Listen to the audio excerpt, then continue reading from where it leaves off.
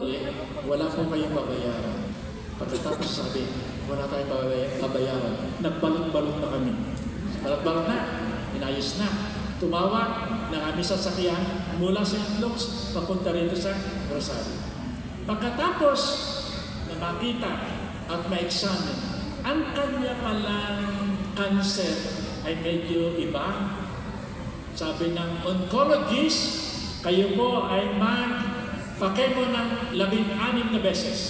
Chemo 16 na beses. 25,000 ang isang chemo. Pagkatapos, 30 days na radiation.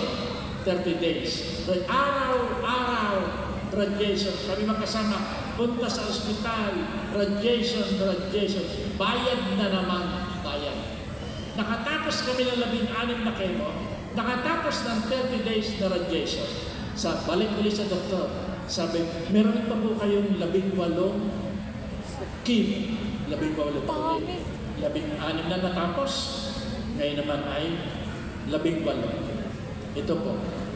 Subalit sa akas ko sabihin, meron po ba kayong looban? Hindi naman maintindihan niya kung kalooban.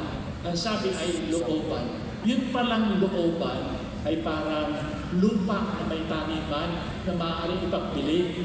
Dahil ang 18 keno, ang bawat keno ay 129,000. So 129,000. Tingin muli kami. Sabi namin ay, seek first His kingdom and His righteousness. Ang God na nag-allow ng kanyang cancer, ang Diyos din na magkakaloob, magpuprovide. Di ba ganun naman talaga? Siya ang magpuprovide. Siya nag-allow ng sige.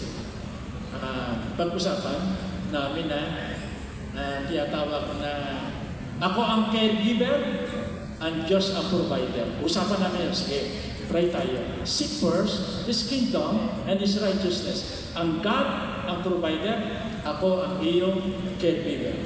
Caregiver. Diretso, kaya mo ulit, 129,000.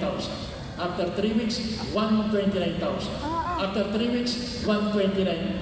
Sa isang pastor na katulad natin, saan ba tayo kukuha? Sa isang pastor na tayo'y sinusuportahan ng simbahan at tayo'y naglilingkod lang sa biyaya ng Diyos. Di ba ganun? Yan ang nangyari. At pagkatapos nito, ay nakatapos siya ng 18 keno. Wow. 16 sa 18. 34. Kinuwenta ang gastos. Mahigit na 3 milyon ang gastos.